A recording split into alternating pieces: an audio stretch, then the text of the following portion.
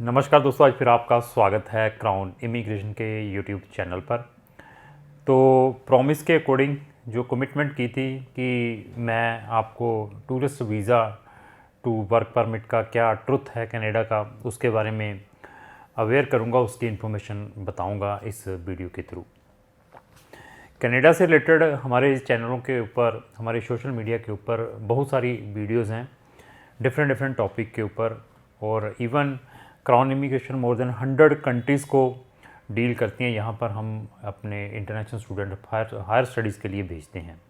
तो सबसे पहले इस टॉपिक को स्टार्ट करने से पहले मैं दो लेटेस्ट अपडेशंस दे दूँ कनाडा की। कैनेडियन अथॉरिटी ने, IRCC ने अपने न्यूज़ पोर्टल के ऊपर अपडेट किया है कि अगर आप हेल्थ केयर प्रोफेशनल से रिलेटेड हैं और आपको फ्रेंच लैंग्वेज आती है तो आप कनाडा की PR डायरेक्टली अप्लाई कर सकते हैं। This is the opportunities for health care professional. अगर आप हेल्थ केयर प्रोफेशनल हैं और आपके पास फ्रेंच लैंग्वेज है तो आप कनाडा का ये PR वाला बेनिफिट ले सकते हैं। They are giving the priority to the health sector, जितने भी प्रोफेशनल हैं। दूसरा, IRCC ने एक और चीज़ क्लियर की है इंटरनेशनल स्टूडेंट्स के लिए। ट्वीट किया था 2-3 दिन पहले कि जो बच्चे जेन इनटेक के लिए अपना वीज़ा अप्लाई कर रहे हैं, जो अपनी एप्लीकेशन नवंबर में उनके पोर्टल के ऊपर अपलोड करेंगे, उन्होंने ये बता दिया कि उनकी हम गारंटी नहीं दे सकते कि उनका जो डिसीज़न है हम दिसंबर तक दे पाएँ। तो इसलिए इस वीडियो के थ्रू मतलब बताने का मतलब ये है कि अगर अभी आपने जेन इनटेक में जाना है और आपने अपनी एप्लीकेशन नवंबर में उनकी IRCC के पोर्टल के ऊपर अपलोड कर रहे हैं तो उनकी कोई गारंटी नहीं है कि वो आपका डिसीज़न दिसंबर तक दे पाएँ और आप जाकर जनवरी वाली क्लासेस लगा पाएँ। तो ये तो दो न्यू अपडेशंस थी। अभी आते हैं ट्रुथ के ऊपर, जो टूरिस्ट वीज़ा का वर्क परमिट के ऊपर। इस टाइप की क्वेरी क्राउन इमिग्रेशन के पास बहुत सारी आती हैं। सबसे पहले मैं USA की बात करूंगा इस वीडियो में, थोड़ा सा उसको भी मैं टच करूंगा। USA में भी क्या था कि अगर आप आज से 15 या 20 साल पुरानी हिस्ट्री उठाकर देखते हैं तो वहाँ पर भी जो लोग B1 B2 वीज़ा के ऊपर जाते थे, टूरिस्ट वीज़ा या बिजनेस वीज़ा के ऊपर वहाँ पर जाते थे, जो कि 10 साल का मिलता था, 6 मंथ की जिसमें स्टे मिलती थी, तो उसको भी वहाँ जाकर लोग कन्वर्ट करवाते थे। इसके अंदर वो ट्राई करते थे कि स्टूडेंट में कन्वर्ट हो जाए, जहाँ वहाँ पर वर्क परमिट के अंदर कन्वर्ट हो जाए। तो लोगों ने उसको कन्वर्शन भी करवाई है, कन्वर्ट भी करवाया है। मैं पुरानी हिस्ट्री के बारे में बता रहा हूँ क्योंकि वी आर टेक्निकल, हमारे पास बहुत सारी कंट्रीज़ की इन्फॉर्मेशन रहती है क्योंकि हमने इन सब को डील किया होता है। तो उस टाइम लोगों ने उसको इनकैश किया था, लेकिन उसके बाद US गवर्नमेंट ने इसको काफ़ी रिजेक्ट किया। तो नोमाडेज दे आर नॉट कन्वर्टिंग। अगर आपके पास USA का टूरिस्ट वीज़ा है तो आप अपना USA में जाके उसको कन्वर्ट नहीं करवा सकते किसी भी कैटेगरी के थ्रू।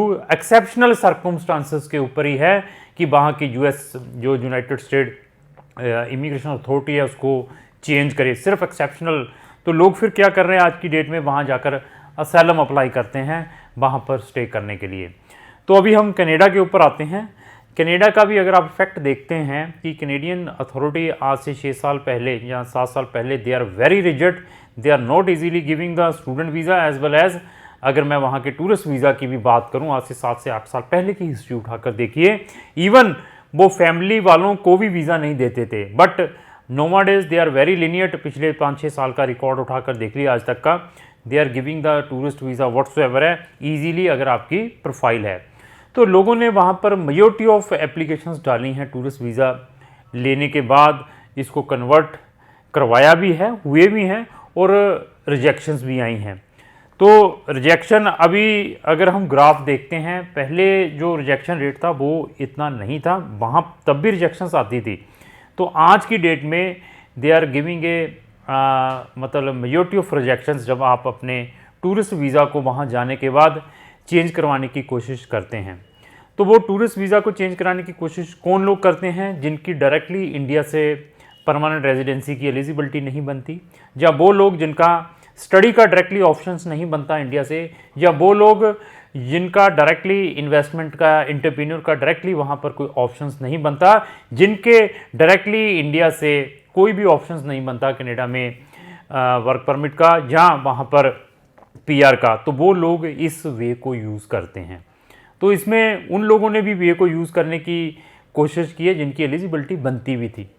तो अभी इसमें क्या प्रॉब्लम आ रही है मेरे पास, मैंने फिर बताया कि लोगों का जब रिजेक्शन हो जाता है, फिर रिजेक्शन के बाद वो स्टक हो जाते हैं वहाँ पे। स्टक होने के बाद फिर नए नए सिस्टम ढूंढते हैं, फिर वहाँ पे फिर मिसलीड किया जाता है कि अभी आपकी तो इसमें तो अभी रिजेक्शन होगी, तो अभी आप यहाँ पर अपना असैलम डालो। एक तो गलती की है, फिर और गलती कि अभी असैलम डालो तो आप अपने केस को लिंगर ऑन कर सकते हैं और जहाँ पर आपको और स्टे मिल सकती है, उसके लिए फिर अनदर टाइप की फिर हम ग्राउंडें बनानी स्टार्ट कर देते हैं। तो अभी आपने टूरिस्ट वीज़ा ले लिया, वहाँ पर आपका टीआरवी जिसको टेम्परेरी रेजिडेंसी वीज़ा कहते हैं, वहाँ पहुँच गए।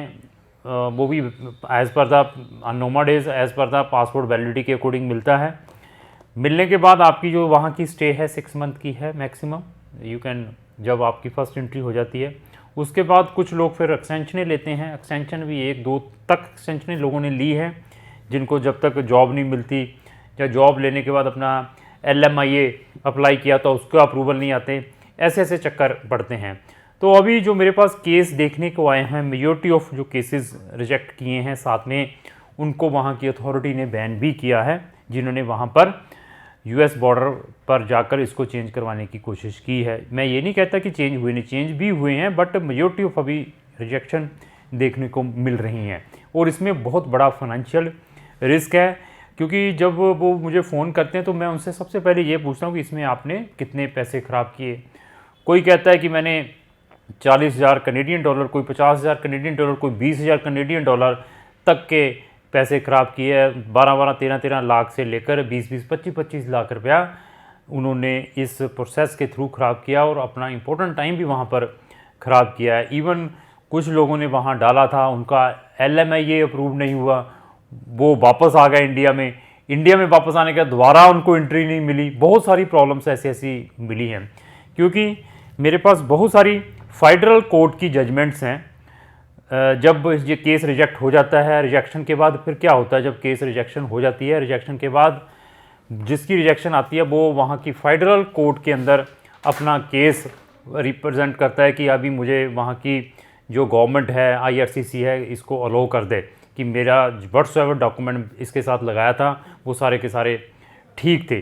तो वो जब रिव्यू, एडमिनिस्ट्रेटिव रिव्यू डालता है, उसकी जब रिजेक्शन आ जाती है, उनकी भी जजमेंटों की कॉपी पड़ी हुई है। तो अभी क्या कर रहे हैं, टूरिस्ट वीज़ा ले लिया, वहाँ चेंज करवाने की कोशिश करते हैं और साथ में उनका जो मैक्सिमम रिजेक्शन ग्राउंड है वो मिस रिप्रेजेंटेशन है। आपको जब वो रिजेक्शन देते हैं और साथ में 5 साल का बैन भी लगा रहे हैं। तो मिस रिप्रेजेंटेशन क्या है, अगर आपने कल ये पंगा लेना भी है, अगर आपने कल अप्लाई भी करना है, तो सबसे पहले आपने प्रेजेंस ऑफ माइंड से अपना जो एप्लीकेशन फॉर्म है उसको प्रॉपरली फिलअप करना है। अगर आपकी प्लानिंग है कि वहाँ जाकर आपने अपना कोई वर्क परमिट लेना है, तो जो भी प्रोफेशन आपने अपने एप्लीकेशन फॉर्म के अंदर लिखा है, उसी प्रोफेशन में जाकर आपने अपना LMIA लेने की कोशिश करनी है। Firstly this is a thing. और वहाँ पहुँचने के बाद जब भी आप वहाँ पर अपनी एक्सटेंशन डालते हैं, क्योंकि LMIA के लिए टाइम लगता है, 6 मंथ का आपके पास सिर्फ स्टे का है, तो जब आप एक्सटेंशन भी डालते हैं वहाँ पर, वहाँ की IRCC को, उसके अंदर आपने अपना रीज़न ज़रूर लिखना है कि आपको why you need the extension. अगर आप इस टाइप की चीज़ों को फैक्टली नहीं बताएंगे, तो जब आप इसको चेंज करवाने के लिए वहाँ पर US बॉर्डर के ऊपर जाएंगे, तो वो मिस रिप्रेजेंटेशन करके आपके केस को रिजेक्ट करेगी और 5 साल का बैन लगाएगी। तो जब आपने एक्सटेंशन लेनी है तो उसके अंदर यही लिखना कि जहाँ पर मुझे ये प्रोस्पेक्टिव एम्प्लॉयर मिल गया है, इन्होंने मेरा LMIA अप्लाई किया हुआ है, दैट रीज़न आपको ये एक्सटेंशन चाहिए। अभी IRCC को तो फैक्ट पता चल गया कि आप इस वीज़ा को, जो टूरिस्ट वीज़ा लेकर आए थे, यहाँ पर लिखा था कि मैं टूरिज़्म के लिए आ रहा हूँ, या फैमिली को मिलने के लिए आ रहा हूँ, या कोई बिजनेस मीटिंग के लिए आ रहा हूँ, तो यहाँ आकर आप अभी कह रहे हैं कि मैंने अभी मुझे ये एम्प्लॉयर मिल गया, इसके पास मैंने वर्क परमिट करना है। तो उसमें आप एक्सक्यूज़ दे सकते हैं अपने एक्सटेंशन में कि सर्कमस्टांसेस चेंज हो गए, मेरे पास ये डिग्री थी, इनको एम्प्लॉय की रिक्वायरमेंट थी, तो दैट रीज़न ये इन्होंने मेरा LMIA अप्लाई किया है। तो ये सारे के सारे आपने फैक्ट बताने हैं जब भी आपने वहाँ जाकर अपना tourist to work permit apply करने की कोशिश करनी है। बट मैं रिकमेंड नहीं करता कि ऐसे आप रिस्क लें। हाँ, आपके पास सरप्लस पैसे पड़े हुए हैं कि आप चाहते हैं कि मैं 15 से 30 लाख का रिस्क ले सकता हूं, तो then you can proceed your application, क्योंकि इसके अंदर आपका लक और फाइनेंशियल लॉस है, इसको वेयर आपको ही करना पड़ेगा। तो जब ये ILM ये मिल जाता है, इसके लिए प्रोसेसिंग टाइम है कुछ 6 महीने लगता है, कुछ साल लगता है, डिपेंड है आप कौन से प्रोविंस में है। फिर आप वहाँ पर जाकर वहाँ के बॉर्डर पे US जो बॉर्डर है वहाँ जाकर जब आप CBSE वालों को, जो कैनेडियन बॉर्डर एजेंसी है, अपना केस देते हैं, तो उनके पास फुल राइट है क्वेश्चनिंग के आपको कि वाई आप इस टूरिस्ट वीज़ा को यहाँ पे चेंज करवा रहे हैं। आप फिर एविडेंसेस प्रोवाइड करते हैं, तो देन जो CBSE है वो सारे का सारा आपका प्रीवियस रिकॉर्ड देखती है।